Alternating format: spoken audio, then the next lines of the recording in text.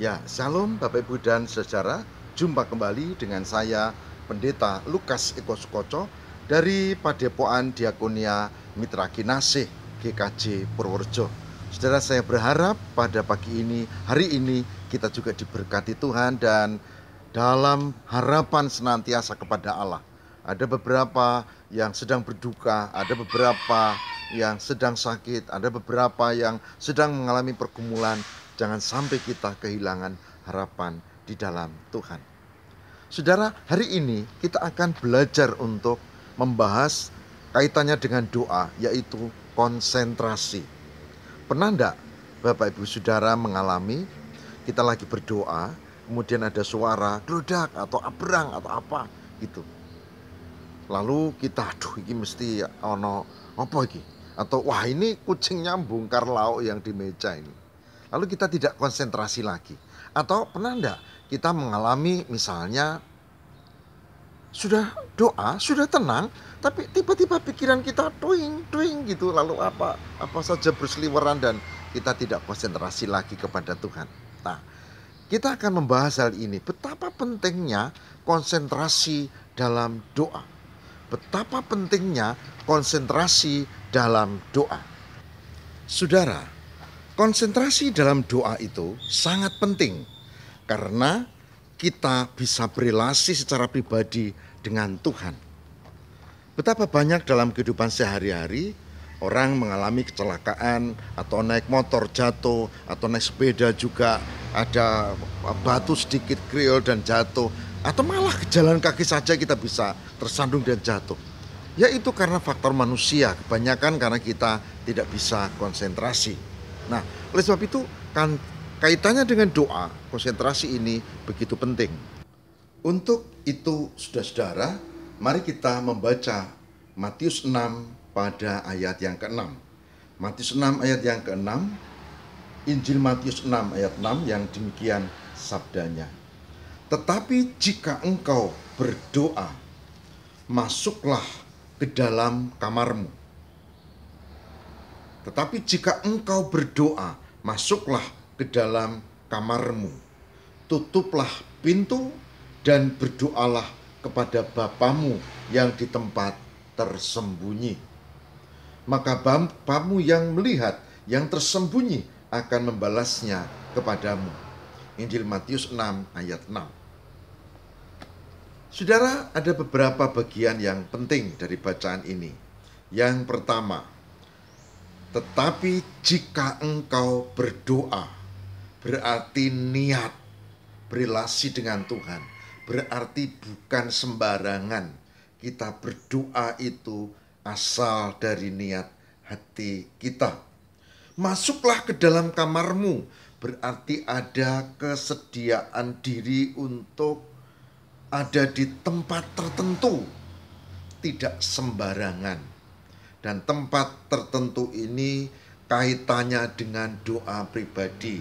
Ini bukan ritual, ini tidak ngomong tentang ritual bersama, ini personal. Engkau berdoa, masuk ke dalam kamarmu. Ada tempat tertentu, tutuplah pintu dan berdoalah kepada Bapamu. Tutuplah pintu.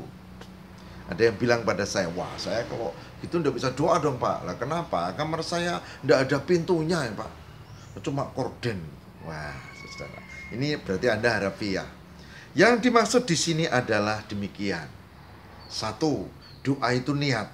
Oke. Dua, doa membutuhkan tempat yang kita siapkan, enggak sembarangan. Ya. Lalu yang ketiga, tutup pintu itu konsentrasi, saudara. Bukan pintu harafiah itu, tapi konsentrasi. Lah kok konsentrasi? Iya, kalau orang Jawa sudah mengerti ini sabda Yesus.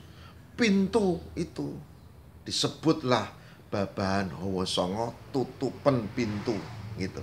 Ini pintu. Ini pintu mata. Ini pintu hidup. Ini pintu.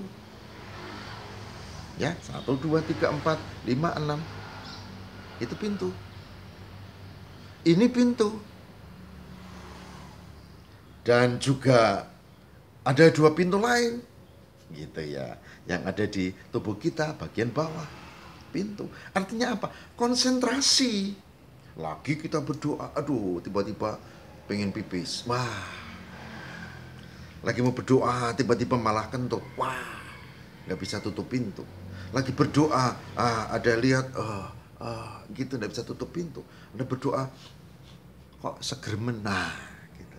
Lagi berdoa nggak konsentrasi, ada suara. Gitu. Nah, oleh sebab itu tutup pintu. Tutup pintu itu maksudnya konsentrasi kepada Tuhan. Supaya kita bisa berrelasi dengan serius. Waktu saya masih anak-anak diajari lagu ini. Lipat tangan, tutup mata, kita berdoa kepada Tuhan. Itu konsentrasi. Nah, saudara, Alkitab mengajarkan itu supaya kita konsentrasi, supaya kita siapkan diri, supaya kita kalau berdoa itu yang serius. Oleh sebab itu bukan sekedar kita tutup mata lalu gini kemudian ngelamun kemana-mana, apalagi kalau itu doa ritual, itu berbahaya. Oleh sebab itu saudara, sebagai hambanya hari ini saya mengajak, mari kita tingkatkan kualitas doa kita. Bukan dengan yang aneh-aneh, ya. Doa yang jujur yang kita hadapi hari ini, tapi dengan konsentrasi yang penuh. Konsentrasi yang penuh. Dan saya percaya Tuhan akan memberkati kita. Amin. Mari kita berdoa. Tuhan, semoga kami dimampukan untuk meningkatkan kualitas doa kami, yaitu dengan konsentrasi yang penuh. Dengan konsentrasi terarah pada Allah. Bukan pikiran melayang kemana-mana.